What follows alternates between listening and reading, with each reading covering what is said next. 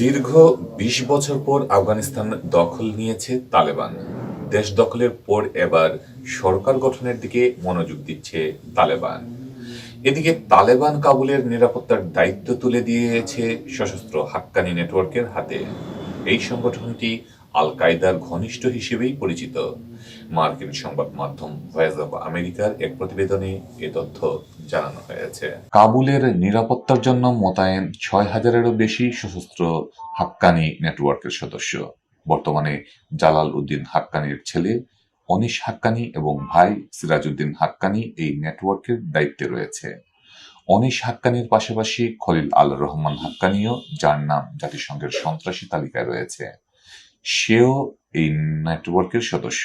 তাকে কাবুলের রাস্তায় দেখা গেছে বলেও জানা গিয়েছে। তালেবান এবং আল কায়দার জন্য অর্থ সংগ্রহ করত হাক্কানি নেটওয়ার্ক। গত বছর দোহায় মার্কিন প্রশাসনের সঙ্গে তালেবানের সমঝোতা চুক্তি হয়।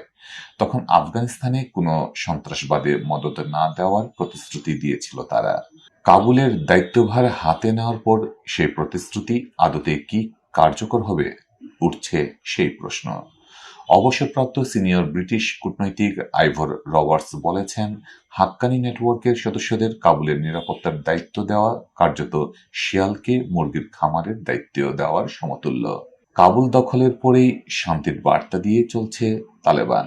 শুধু তাই নয়, শর্ত সাপেক্ষে মেয়েদের কাজ করার সুযোগ দেওয়ার থেকে শুরু করে সমস্ত দেশের সঙ্গে বন্ধুত্বপূর্ণ সম্পর্ক রাখতে চাওয়ার চেষ্টা তালেবানের।